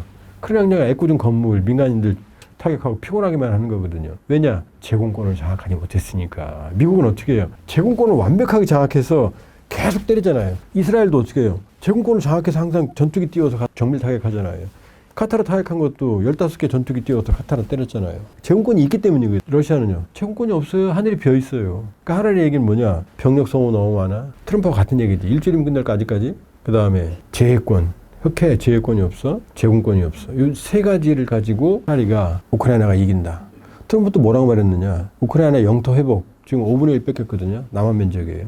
크림반도부터 돈바스까지 합치면 회복 가능하다. 그 다음에 더 많은 영토를 확보할 수도 있다. 트럼프가. 하라리하고 더 많은 영토 뭐냐? 러시아 영토인지 아니면 뺏겼던 크림반도와 돈바스 내전 지역을 말하는 건지 모르는데 어쨌든 잃었던 영토를 회복하고 더 많은 영토를 확보할 수 있다. 라고 말했어요, 트럼프. 그럼 하라리하고 말이 같죠? 하라리 우크라이나가 이긴다고 그랬으니까. 그러면 트럼프와 유발 하라리 말이 맞느냐? 틀린다. 우크라이나는 이길 수는 없다. 지금 잘 싸우곤 있지만 그러나 만일에 트럼프 말대로 하라리 말대로 우크라이나가 이긴다는 얘기는 뭐예요? 잃어버린 영토를 다 확보한다, 다 회복한다는 얘기죠? 크림반도까지 포함해서. 트럼프도 그렇게 말했어요. 근데 그게 왜 안 되느냐? 자, 푸틴이 이번 전쟁을 통해서 전쟁 초기에 러시아 국민의 80%가 전쟁을 지지했어요. 그러니까 러시아인들 입장에서는 이게 명분이 있는 전쟁이에요. 우크라이나는 억울한 전쟁이지만 역사적 뿌리가 깊으니까. 서울하고 경기도가 전쟁한다고 생각하면 돼요. 사실 역사적 뿌리가. 그런 상황에서 지금 전쟁 이후에 100만 명 이상의 사상자가 발생했고 러시아가 잃어버린 기갑장비만 11,000대가 넘어요. 이걸 회복하는 데는 수십 년 걸려요. 천문학적인 물적 손실을 해서 점령한 게 지금 우크라이나 영토 5분의 1이에요. 다 합쳐서. 근데 이걸 뺏긴다면 푸틴이 살아남을 수 있겠어요? 러시아에서? 전쟁 왜 했어? 그럴 거 아니에요. 그럼 바로 쿠데타이라도 바로 날아갈 거예요. 러시아 국민들이 용서하지 않을 거예요. 지금 유발 하라리 말대로 러시아가 이기면 푸틴은 끝나요. 정치적 생명, 자연적 생명도 끝날 거예요. 프리고진이 이미 반란 일으켰었잖아요. 한번. PMC. 푸틴의 요리사라고 하는 프리고진. 프리고진은 푸틴보다 더 강경파였어요. 러시아 안에는 푸틴보다 강경한 민족주의자들이 많아요. 러시아 민족주의자들이. 이 사람들이 내버려두지 않을 거예요. 지금 푸틴을 중심으로 모여 있어요. 그러니까 전쟁에서 패배는 푸틴의 정치적 생명과 자연적 생명 모두 위험해지는 걸 의미해요. 그럼 러시아는 핵이 있잖아요. 그럼 그 지면은 푸틴이 핵을 쓸까요? 안 쓸까요? 어차피 죽는데 쓸 가능성이 높아지죠. 뭐 러시아가 절대 핵을 안 쓴다? 독재자는요. 자기가 죽는데 죽으면 쓰죠. 죽을 상황이 되면. 쓸 가능성이 높죠. 그러면 우크라이나는 지금 트럼프가 자가당착적인 말을 한 거예요. 영토를 다 수복을 하면 그 수복을 하려면 잘 싸워야 되죠. 문제는 우크라이나 전쟁 수행 능력의 절반을 나토와 미국이 제공하고 있다는 거죠. 지금도 나토가 러시아 드론으로 전쟁 확전되는 거 아니야? 이건 막아야 되는데 좋아하지도 않는 우크라이나인데 이러고 있는데 우크라이나가 파죽 주세를 밀고 들어가면 무기를 계속 공급해 줄까요? 러시아 핵을 쓸 가능성이 높아지는데 지금까지도 나토와 지금 우크라이나가 이길 수 있는 바로 이길 수 있어요. 왜? 토모하크 수천 발 주고 탱크 장갑차 무제한 제공해주고 병력도 파병하면 될 거 아니에요. 용병 같은 거 막 지원해서 붙이면 될 거 아니에요. 근데 우크라이나가 확 밀고 들어가면 어떤 일이 벌어져요? 푸틴이 선을 넘을 가능성이 높아지거든. 발트삼국 같은 데 건드릴 수도 있고 화나면 이게 무모한 도전을 할 수도 있고 그러면 우크라이나가 파죽지세로 러시아를 밀어내면 이걸 나토가 원할까요? 미국이 원할까요? 원하지 않아요. 그러면 푸틴이 극단적인 선택할 가능성이 높아지니까. 그러니까 유발 하라리 말대로 이건 비극적인 전쟁이에요. 양측이 밀고 당기는 걸 지금 나토하고 미국이 조종하고 있는 거예요. 러시아가 팍 치고 들어오면 어떻게 돼요? 미국이 무기를 더 주죠. 토마호크 주겠죠. 정말로. 치고 못 들어와요. 우크라이나가 팍 치고 들어가면 푸틴이 극단적인 선택을 하니까 미국과 나토가 어떻게 해요? 조절을 하겠죠. 그래서 이 전쟁은 비극적인 전쟁이에요. 그러니까 지금 전투가 격화하는 건 사실은 우크라이나 전세를 못 뒤집고 토마호크를 준다는 얘기는 뭐예요? 푸틴이 안 끝내니까 피곤하니까. 그럼 푸틴은 왜 전황을 더 격화시키냐? 지금 드론에 의존하고 심지어 오토바이 부대까지 창설했어요. 버기라고 이 오프로드 차량 있죠? 조그만 막 다니는 거, 레저 차량. 이 부대까지 등장을 했어요. 오토바이는 신속하죠. 빠르게 침투해요. 버기도 신속하 기동해요. 그러니까 우크라이나에 뚫고 들어와서 지금 뭐 일부 언론에 나왔지만 자기들이 점령했다고 사진 찍고 도망가는 거예요. 그 오토바이는 드론 같은 걸로부터 피할 수 있죠. 장갑이 없잖아요. 그 평지, 저 대평원, 우크라이나 평원을 이동하려면 장갑차, 병력을 보호해야 되고 탱크가 있어야 되거든요. 화력. 이 두 가지가 조합이에요. 이게 없으면 전쟁 못해요. 다 소모의 끝. 그러니까 오토바이와 버기에 의존하는 전략까지 쓰고 있고 제공권이 없으니까 어떻게 해요? 드론을 이용하는 거예요. 값싼 드론. 지금 러시아의 전비, 국방비를 6.3% 써요. GDP에. 어마어마하게 쓰는 거죠. 우리 올해 2.42% 쓰거든요. 그 다음에 러시아 중앙은행 금리가 3번 내렸는데도 17%예요. 올해 재정적자 사상 최대예요. 러시아. 그 다음에 부가세를 최근에 2% 올리기로 결정했어요. 지금도 20%예요. 우리 부가세 10%잖아요. 20%예요. 전비 때문에.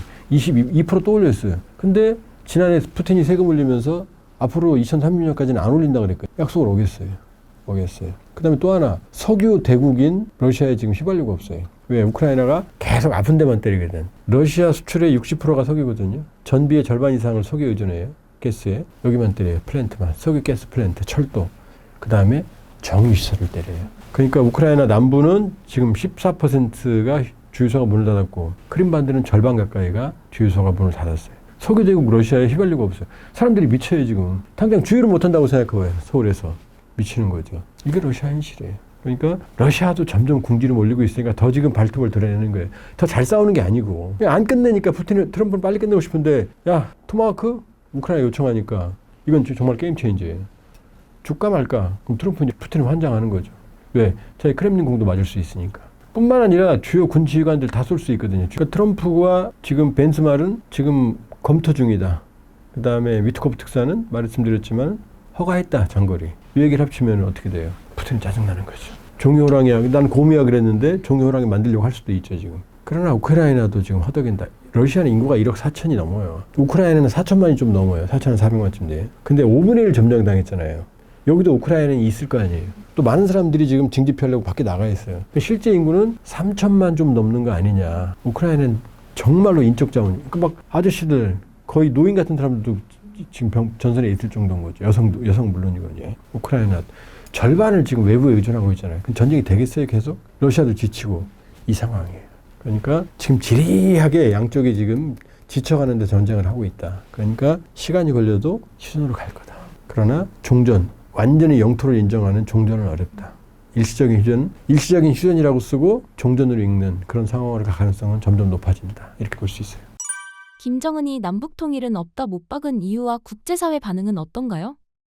김정은이 통일을 안 한다고 말한 건 2014년 1월이에요. 그 전 2023년 12월 노동당 전원회의 적대적 두 국가다 우리는 철두처럼 주적이다. 그다음에 2024년 1월 최고인민회의 우리 국회 시정연설을 통해서는 통일 안 한다. 같은 민족 아니다. 그러니까 북한판 헤어질 결심을 확실히 한 거예요. 그러니까 그 이후로 북한은 이제 우리를 같은 민족 통일의 대상으로 안 보고 과거에는 남반부, 남측, 남조선 이런 표현을 썼어요. 이건 하나의 반쪽이라는 뜻이잖아요. 근데 지금은 대한민국이라고 써요. 한국이라고 불러요. 우리를 존중하는 게 아니에요. 다른 나라라는 거예요. 같은 민족도 아니라는 거예요. 말도 안 되죠. 우리가 어떻게 같은 민족이 아니에요. PD님하고 나하고 내가 화나서 너하고 나하고 같은 민족 아니야 이렇게 얘기하면 그다 같은 민족 아니에요? 말이 안 되는 거죠. 그럼 왜 그 김정은이 이러느냐. 사실은 2018년 19년 남북미 정상회담, 판문점 정상회담 4.27, 6.11 싱가포르 회담, 2019년 2.28 하노이 북미정 이게 결렬되니까 짜증난 거예요.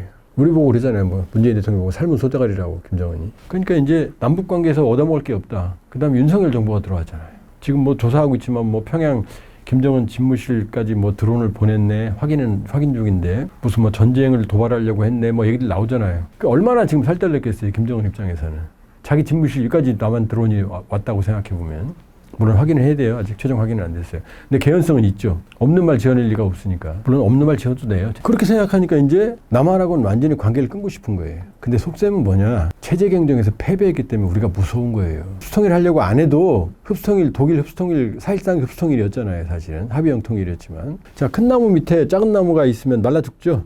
그게 무서운 거예요. 지금. 도망가려고 하는 거예요. 지금 도망가려고. 그게 그 근본 원인이에요. 우리가 아무 짓 안 해도 우리 자체가, 존재 자체가 위협인 거예요. 지금 북한의 장마당 세대, 젊은 세대라고 그러잖아요. 노동당 세대가 아니래요. 원분들에게 한류 세대래요. 한류에 아주 물들어 있대요. 한류가 아니면 대화가 안 된대요.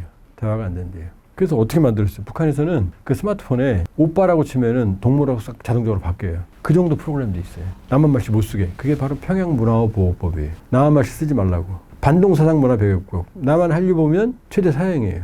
제작 유포하면. 보기만 해도 5년 10년형이고. 왜 이래요? 여기 물을 막으려고 하는 거예요. 근데 김정은 지가 남한 말씨 제일 많이 써요. 맨날 유튜브 본다는 얘기지. 조한범 TV 본다는 얘기지. 신사임당 TV도. 그 정도예요. 그러니까 우리 쟤네들이 협성을 그러잖아요. 우리 보고. 실제 두려운 거예요. 우리 존재 자체가 무서운 거예요. 문화는 위에서 아래로 흐르거든. 이렇게. 물처럼 흐르거든. 그러니까 쟤네들이 모기장 전략이라고 그러거든요. 바람은 들어오지만 모기는 막는다. 모기가 외부 문화거든요. 외부 정보. 아니에요. 문화는 모기가 아니고 물이에요. 모기장으로 못 막아요. 우리도 옛날에 어떻게 했어요? 팝송 들었어요. 우리 때는. 가요 안 들었어요. 젊은 사람들이. 막 일본 노래도 막 듣고 그랬단 말이에요. 옛날에 엑스제팬도 있고 그랬어요. 문화니까 일본 만화 보고 그랬잖아요. 지금 뭐 일본 만화 다 알잖아요. 지금 뭐 농구 만화도 있고 뭐 무슨. 그런데 지금 어떻게 해요? 팝송 안 듣잖아요. 우리 BTS, 블랙핑크 뭐 그 사람 누군지도 모르는데. 자, 그다음에 지금 뭐 영화, 기생충, 오징어 게임. 어? 그다음 뭐 이번에 지금 뭐 어쩔 수가 없다로 지금 난리라며. 넷플릭스 휩쓰는 게 다 한국 드라마잖아요 지금. 어? 폭삭 속았수다 뭐 그런 거. 왜냐? 문화의 흐름을 따라가는 거예요. 사람들은 문화의 질을 보는 거예요. 그러니까 우리가 압도적인 한류가 되니까 이제 팝송, 뭐 일본 뭐 노래, 일본 만화 안 보잖아요. 일본 영화 안 보잖아요 지금. 홍콩 영화도 한번 홍콩 누아로 난리쳤어요. 뭐 주윤발 안 보잖아요 지금. 중국 영화 인구 14억이 만드는 1위 영화 3개 나가면 쫄딱 망하잖아요. 캐대언 이런 거에 중국 토종 유명하면 못 내밀잖아요. 이게 문화거든요. 여기 민족 감정도 없어요, 사실은. 근데 북한이 막는다? 북한 저 수준 갖고 한류를 막는다? 못 막죠. 세상에 제일 무서운 게 뭐냐? 마약 중독보다 무서운 게 뭐냐? 정보 중독이에요. 문화 중독. 알고 싶잖아요. 보고 싶잖아요. 말린다고 안 봐요, 애들이? 절대 보죠, 밤에 보죠. 두들겨 패도 보죠. 보면 안 돼요. 가폭이에요, 가정폭력. 자, 그러니까 김정은은 본심은 자기 독재체를 유지하고 싶은 거예요. 그러니까 이게 바로 북한이 해야 될 결심. 통일 안 한다. 입만 열면 통일 안 한다. 민족 아니다. 웃기세요. 왜냐? 자기 할아버지 김일성 꿈이 통일이었고 적화통일. 김정일의 꿈도 적화통일이었어요. 북한 사람들은 통일하면 가슴이 뜨거워지는 사람들이에요. 우리보다 훨씬. 우리 북한 가서 걔들이랑 술 먹으면은 술 한잔 먹고 책상 탁 치면서 그러거든요. 눈 벌게 갖고 니네들은 통일에 의욕이 없어. 그러면 막 우리가 막 이랬어요. 쟤네들 통일 의지가 너무 강하구나. 근데 어느 갑자기 김정은이 뭐 통일 안 해? 인민군 왜 10년 가죠? 통일 때문. 우리가 힘들죠? 통일 때문. 통일 되면 잘 살아. 이렇게 말했거든요. 근데 갑자기 갑툭튀로 뭐 통일 안 해? 북한 사람들이 받아들여요? 받아들여요. 그러니까 자기 독재만 살리겠다는 본심이 아버지, 할아버지의 흔적을 지우는 거예요. 이윤을 부정하는 거예요. 굉장히 위험한 선택이에요. 아직 왜 그런지 설명도 못해요, 주민들한테. 입만 떨고만 있지. 자, 그런 상황이에요. 첫째, 자기 독재체제예요. 그럼 김정은이 요즘에 또 갑자기 이상한 얘기를 해요. 이게 본심이에요. 김정은이 21일 날, 9월 20일 날 최고인민회 연설에서 뭐라고 말했느냐. 나는 비핵화 안 할 거야. 근데 그 다음이 중요해요. 트럼프 대통령과 좋은 추억이 있어. 못 만날 이유가 없어. 뭐가 좋은 추억이 있어요. 2019년 6월 하노이 기차 타고 60시간 해외 거리면서 갔는데 트럼프 대통령한테 뺨 맞고 아무 성과도 없이 머리까지 헝클어져서 그냥 정신없이 돌아왔거든요. 그게 어마어마한 정치적 충격이었어요. 김정은한테는. 그 뒤로 김정은이 북한 주민들한테 연설할 때 면목 없다고 하면서 눈물까지 흘렸어요. 그 정도로 충격이 컸거든요. 근데 뭘 좋은 추억이 있어요. 근데 왜 만난다고 그래요. 그 다음에 김여정도 7월 29일 날 담화를 했어요. 뭐라고 그랬냐. 비핵화 안 한다. 그런데 북미 순회, 북미 정상 간의 친분 관계는 인정한다. 그러면서 뭐라고 그랬냐. 미국한테 새로운 사고, 다른 접촉 출로를 모색해라. 뭐냐. 비핵화 아닌 그림을 만들면 만나겠다는 얘기죠. 이번에 김선경 외무성 부상이 7년 만에 유엔총회에 갔어요. 북한. 또 뭐라고 말했냐. 비핵화 안 한다 그랬어요. 근데 그 다음 말이 중요해요. 자기들을 존중해주고 우호해주는 국가와는 만나겠다. 미국 들으란 얘기죠. 이게 뭐예요 지금. 미국 만난다는 얘기예요. 트럼프 만나고 싶다는 얘기 애걸복걸 하는 거예요. 그럼 왜 애걸복걸 하느냐? 뭐 북러 관계, 북중 관계로 살 수 있는 거 아니야? 아니에요.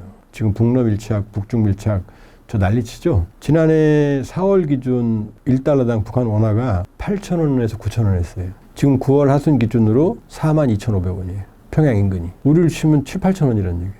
1달러에. 그럼 나라 망한 거죠? 그게 다 말해주는 거예요. 쌀값도 서너 배 떴어요. 쌀값도. 환율이 올라가면 당연히 물가 올라갈 거 아니에요. 북러 밀착했는데 왜 경제는 엉망이에요?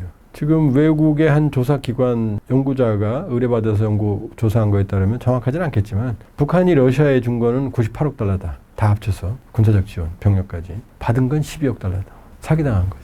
푸틴이 전쟁하기 힘든데 줄 게 어디 있어요. 그 다음 북중 관계 북러 밀착하면서 최악으로 나빠졌어요. 그러니까 지금 북중 교역이 북한 교역의 한 90에서 95% 차지하거든요. 많을 때는 98.3%까지 차지했어요. 2023년에. 중국이 다예요. 최대한 북한 교역에 한 70억 불까지 갔었거든요. 지금 30억 불도 안 돼요. 한 25에서 30억 불 대폭 줄었어요. 그럼 중국과의 교역 관계가 그럼 줄었다는 얘기잖아요. 그 얘기가. 그러니까 최근에 김정은이 중국 가서 대접을 받았지만 관계 개선을 하려고 그러지만 그러나 북한 경제는 지금 최악이다. 그리고 중국이 북한 경제를 먹여 살릴 이유가 없잖아요. 그럴 능력도 안 되고 2006년에 어떻게 해서 먹여 살려요. 자기들도 경제가 안 좋은. 그러니까 북중 관계, 북러 관계 갖고는 안 되는 거예요. 북한 교역의 95% 정도가 대북 제재에 걸려 있어요. 아무것도 못 팔아요. 노동자 성출도 안 돼요. 지금 불법으로 나가 있는 거예요. 그것도 중국이 들어가면 끝나는 거예요. 바로. 우리 수출의 95%가 묶여 있다고 생각해 보세요. 안 되죠. 그러니까 김정은은 북러 북중 관계에 목매는 것 같지만 사실은 알아요. 미국과의 관계 개선이 없으면 끝난다는 거. 미래가 없다는 거. 그러니까 김일성이 어떻게 했어요? 94년 7월 8일 죽었는데 6월 달에 카터 부부를, 지미 카터 전 대통령 부부를 불렀어요. 그럼 북미 관계 개선한다는 거죠. 그리고 7월 8일 죽었는데 7월 25일 날 김영삼 대통령하고 정상회담을 앞두고 죽었어요. 북미 관계가 풀리고 남북 관계가 풀리면 왜? 돈은 어차피 우리가 내야 되니까. 평화 비용을 내야 되니까. 알죠. 미국과 관계 개선하면 우리 등치고. 이게 쟤네들 전략이거든. 우리는 알면서도 당해주지. 왜냐? 한반도를 안전히 관리해야 되니까. 자, 김정일도 어떻게 했어요? 남북 정상회담 2번이나 했어요. 2000년, 2007년. 김대중, 노무현. 그 시기 남북관계 개성공단 금강산 관광시대가 북한 관계가 제일 좋았어요. 김정은은요. 트럼프 3번 만났어요. 2018년 6.12. 그 다음에 2019년 2월 하노이. 2019년 6월에 판문점. 그것도 어떻게 만나요? 판문점은 하노이에서 그렇게 뺨 맞고 가서 트럼프가 도쿄 와서 트윗으로 만나자 그러니까 또르르 달려나왔잖아요. 말해주는 거예요. 미국을 만나야 해결된다는 걸. 미국과 만나서 제재를 풀어야 세계 경제 포섭이 되고 보편적인 국가로 전환하고 세계 경제 공급망이 들어가고 그 다음에 돈은 우리한테 뜯어가고. 지금 헤어질 결심 남북관계 안 한다고 그랬지만 그때는 이제 국가 대 국가로 돈 받아가겠죠. 당당하게 이제. 어차피 트럼프는 합의해도 돈 우리 보고 주라고 그럴 거니까. 그게 김정은의 전략이에요. 그러니까 김정은이 안 만나, 애걸복걸 하잖아요. 좋은 추억이 있다잖아요. 김정은이. 그 다음 김여정은 친분관계 인정한다잖아요. 김성경 뭐라고 말했어요? 7월 29일 날 여정이가 말했어요. 친분관계 있다. 9월 21일 날 김정은이 좋은 추억이 있다고 그래서 못 만날 이유 없다고 말했어요. 김성경 외무성부장 9월 29일 날 유엔 총회에서 존중해주는 나라들하고 협력한다고 그랬어요. 다 모으면 어떻게 돼요? 형, 나 좀 만나줘 애걸복걸 하는 거죠. 트럼프는 만난다고 했잖아요. 자, 지금 러우 전쟁 토마호크까지 꺼냈어요. 그건 푸틴을 압박하는 거예요. 휴전 흐름 압박하는 거예요. 휴전 될 거예요. 시간이 걸려서. 자, 이스라엘 하마스 평화협정안 이제 네타냐후 불러갖고 카타르 폭격한 거 너 사과해. 그래갖고 사과까지 했어요. 네타냐후가. 선 넘었으니까 네타냐후가 선을 넘었어요. 지금 더 가면 안 돼요. 아랍이 지금 분노하고 있으니까. 그럼 남는 건 뭐예요? 김정은이잖아요. 그럼 세 개 다 해결하면 어떻게 돼요? 트리플 크라운, 3관왕, 노벨상 이렇게 가는 거죠. 트럼프도 만나려고 하겠죠. 지금 이슈가 많으니까 이번 유엔 총회에서 뭐 자기 자랑하느라고 떠들었지만 트럼프 만나죠. 그러니까 시간이 갈수록 김정은은 더 초조해진다. 북러 북중 밀착해봐야 경제는 엉망이다. 그리고 시진핑이 어떻게 해요? 에이펙이 오잖아요. 경주에. 11년 만에. 북중 천안문 가서 대접 잘 받았는데 형 이제 우리 잘 지내는데 시진핑 뭐라고 그래요? 나 경주 갈 거야? 트럼프 만날 거야? 이재명 만날 거야? 그럼 관심이 이쪽으로 무게추가 확 쏠리잖아요. 그러니까 이게 북중 관계예요. 그렇게 보면 김정은은 사실은 오매불망. 김일성도 김정일도 김정은도 목표는 미국이다. 워싱턴의 북한 대사관, 평양의 미국 대사관. 이게 아닌 것 같지만 김정은의 꿈이에요. 꿈이. 이렇게 볼 수 있어요.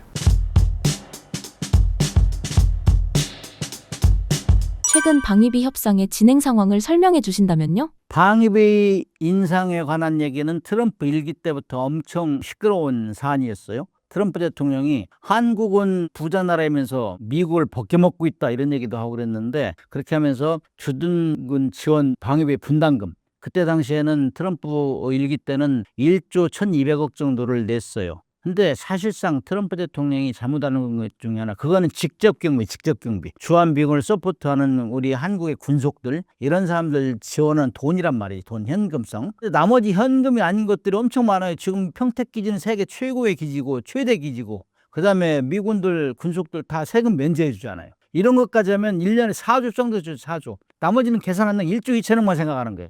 1조 2천억을 500% 올려달라고 그랬다고. 그러니까 앞뒤가 안 맞는 얘기지. 왜 기본적으로 들어가는 걸 다 무시하느냐. 그다음에 전 정부부터 90년도부터 지금 SMA 특별조치협정 해가지고 90년도부터 계속 방위비 분담금은 물가 인상률 기준으로 이렇게 올라와 있다고. 올려가면서 해왔는데 그거를 트럼프 대통령이 하루아침에 500% 올려달라니까 국민들이 기분이 나빴죠. 우리를 도와주는 건 좋은데 왜 그렇게 시장통의 장사꾼도 아닌데 이렇게 한미 간에 동맹의 가치를 위해 돈을 계산하냐 얘기가 시끄러웠잖아. 그래가지고 막 갈등이 많았어요. 그러다가 협상 기간이 너무 오래 걸려가지고 서로 동의 않는 거지. 동의를 않는다는 건 뭔가 논리적으로 안 맞는 거예요. 그래서 바이든 정부로 넘어가서 임금 인상률하고 해서 정상적으로 올렸다고. 그래서 1조 389억에다 1조 2천억 정도로 올렸는데 아무튼 500%는 안 올렸어요. 현 정부에서 바이든 정부하고 트럼프 대통령이 다시 될 거에 대비해가지고 협상을 했어요. 먼저 했어요, 먼저. 그래가지고 내년부터 30년까지 적용도 5년거짜리 했다고. 트럼프 대통령 집권 이전에. 그래서 야 트럼프 대통령이 되면 또 방위비 분담 올려달라고 할 거다. 그래서 전 정부에서 잘한 거라고 생각해. 난 박수 쳤어. 빨리 해라, 빨리. 그래가지고 트럼프 대통령 되기 전에 물가 인상률 8.3%.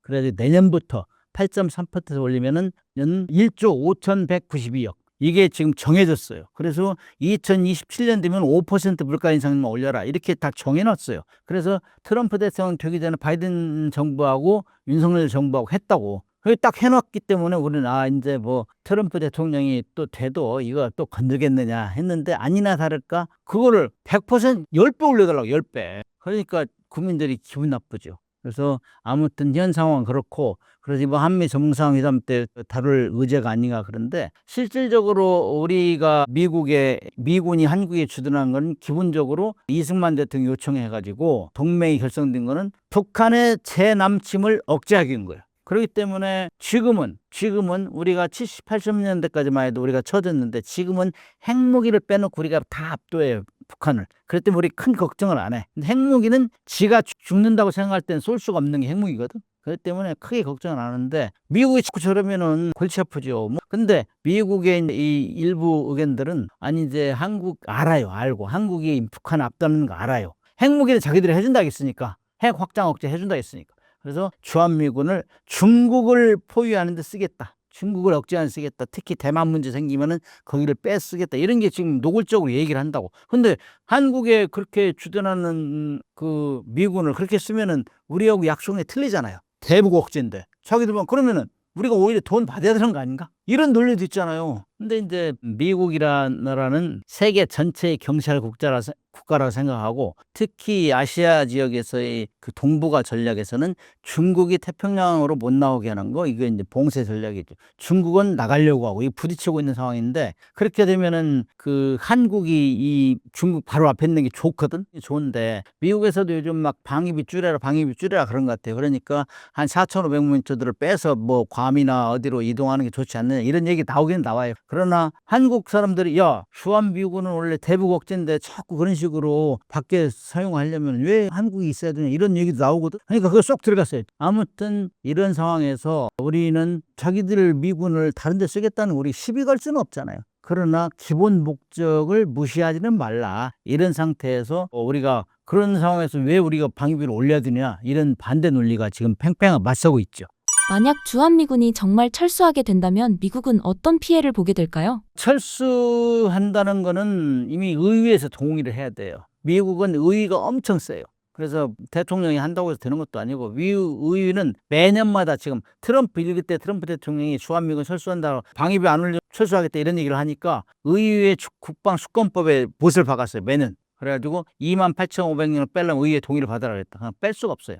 이 의회는 계속 지속되잖아요. 그래서 미국은 지금 제1위 적이 중국이라고 생각하는 나라예요. 1등한테 도전하고 있는 국가이기 때문에 그렇기 때문에 함부로 뺄 수도 없고 엄청난 손해를 입을 수밖에 없다. 그다음 미국을 빼버리면은 다른 국가도 불안해하잖아요. 필리핀이나 일본이나 다 호주나 이런 데 다 불안할 거 아니에요. 한국에서도 빼네? 그럼 우리도 독자적으로 해야지. 그럼 미국의 신뢰가 떨어지는 거, 미국의 의지가 이제 없어지는 거예요. 미국의 영향력이 사라지는 거죠. 그 다음에 그렇게 안 하고 미국을 다 철수 안 하고 일부 철수한다 해도 괌이나 이런 데 옮기면은 지금 주한미군 주둔비가 한 44억 불 정도 된대요. 근데 그거를 옮기려면 이전비가 더 비싸다, 이전비가. 거기다 또 기지 같은 거 건설해야 될 거 아니에요. 그런데 이전비가 더 비싸기 때문에 거기에 대해서는 구체적으로 지금 얘기를 안 하고 있는 상황이에요. 그래서 아무튼 빼버리면은 대북 억제력이 약화되죠. 한미 동맹의 기본 약속이 어겨지는 건데, 왜냐면은 그쪽 빼면은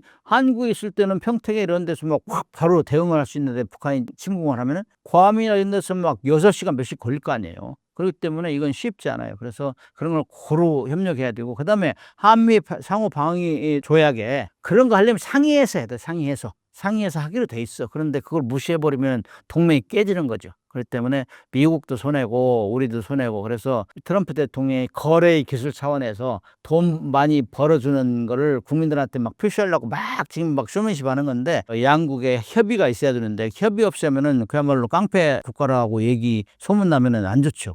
이러한 안보 지형의 근본적인 변화 속에서 대한민국이 취해야 할 가장 현명한 외교 안보 전략은 무엇이라고 생각하십니까? 자, 이제 한국은 그동안 북한이라는 우리를 한번 침공했던 나라에 대응하기 위해서 한미 동맹을 맺고 한미 상호 방위 조약에서 우리가 서로 협력해서 침공을 박아내자, 이렇게 해가지고 53년 했으니까 지금 72년째를 아주 성공적으로 유지하고 있잖아요. 그렇기 때문에 미군이 주둔한 1953년 이후 방위동맹이 결성된 이후에는 중국이나 일본이 우리를 안 건드렸잖아요.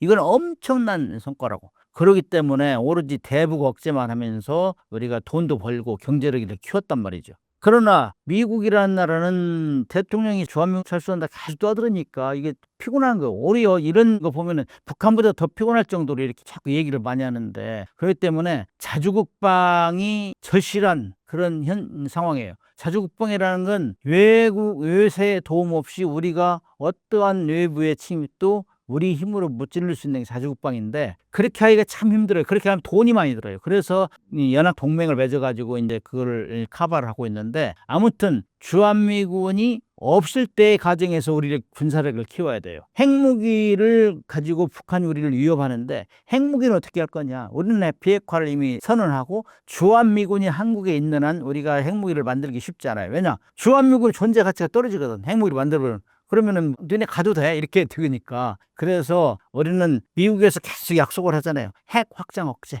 우리가 핵무기를 해줄 테니까 나머지는 너희들이 해라, 이 정도 됐어요. 그럼에도 불구하고 자꾸 우리는 국민들이 불안하니 일단은 우리의 거는 한미 원자력 협정을 개정해서 핵 잠재 능력을 확보해라, 여차하면 만들 수 있도록. 그게 일본의 전략이에요. 일본처럼 농축 및 제철시설을 가지고 여차하면 만들 수 있는 잠재 능력을 확보하고, 그 다음에 나머지 육군 무기, 공군 무기, 해군 무기 다 지금 막강하잖아요. 세계 최고 수준을 능력 가지고 있기 때문에 그런 거를 방위비를 좀 올려야 돼요. 사실 올리면서 그야말로 과거의 적 중국이나 일본처럼 그들과 똑같이 우리가 대등하게 무기를 만들 수가 없어요. 그건 워낙 경제력이 크니까. 그러나 중국이나 일본이 우리를 건드리면 팔이 하나 부러진다, 다리 하나 부러질 수 있다, 이런 걸 얘기하면 한 번도 못 건들잖아요. 그런 정도 능력을 키워야 된다. 그래서 우리가 육해 공군 무기 괜찮은 걸, 확실히 쓸만한 거를 그야말로 주특기를 가지고 있어야 돼요. 그게 이제 육군 같은 경우는 K9 저저포, K2 이런 걸 뭐 전방에 배치해서 RS 다연장포 이런 건 딱 배치하고, 그다음에 현무 미사일 요즘 성능이 크다고 자랑하고 있잖아요. 그런 거 계속 만들어야 돼요.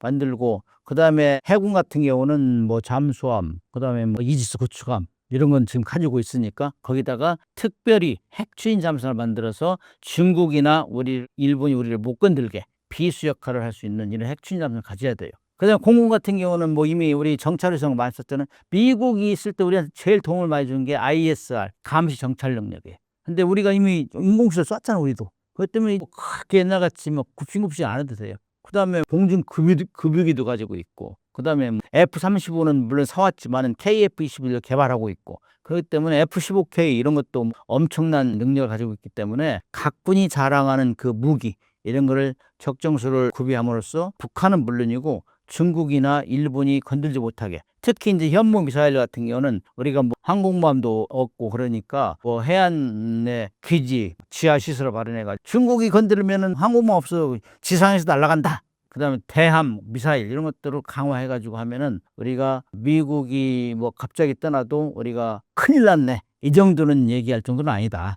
그렇게 봐요.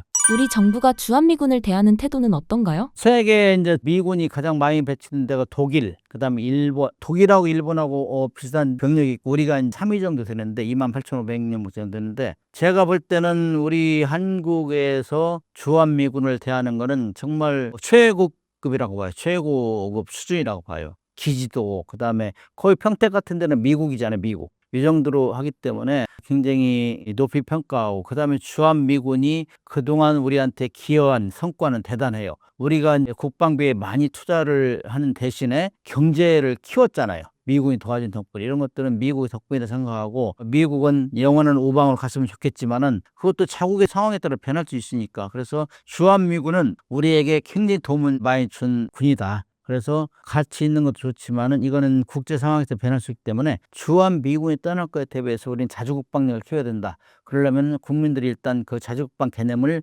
이해를 잘해야 되고 미군이 없을 때 독자적으로 할 수 있는 수준. 그래서 이 정부가 국민들한테 그런 걸 계속 이해를 시키고 동의를 구해야 돼요. 그래서 주한미군 철수도 미국 혼자의 결정으로 되는 것도 아니고 한미 상호 방위조약에 다 언급되어 있는 거기 때문에 우리가 일희일비할 필요 없어요. 중심을 가지고 그동안 해왔던 걸 쭉 하면서 과도하게 요구할 때는 우리가 저항도 해야 되고 또 미국도 우리한테 조선업을 강력히 요구하고 있잖아요. 그동안 핵 확장 억제가 미국이 우리한테 엄청 도와준다고 해가지고 너희들 핵무기 만들지만 우리가 대신해 줄게. 이 정도는 미국이 앞선 거잖아요. 엄청나게 우리를 도와주는 건데 조선업은 미국이 지금 거의 나락으로 떨어지는데 우리가 그걸 도와주고 있는 상황이기 때문에 우리도 너희들을 도와주고 있다. 상호 기브앤테이크 아니냐. 이런 식으로 해서 공존하고 공영할 수 있는 공존에 발전할 수 있는 방안을 찾아야지 지금 뭐 트럼프 대통령이 자기 아메리카 퍼스트 하면서 갉아먹는 그런 양상으로 가면은 우리도 코리아 퍼스트를 외치지 않을 수가 없다. 우리가 세계 모든 면에서 세계 10위권인데 그다음에 뭐 경제력 그다음에 플러스에서 군사력도 뭐 어떤 데는 5, 6위 이렇게 평가하잖아요. 근데 이것이 군사력 평가라는 거는 정확하게 이제 수치가 틀릴 수 있어요. 대입하는 요소에 따라. 그러나 아무튼 모든 걸 10위권이 들었는데 우리가 계속 미국 요구안에 다 할 수는 없는 것이다. 그리고 그것이 논리적이고 그다음에 합법적으로 해야 된다. 이런 얘기를 할 수 있어요.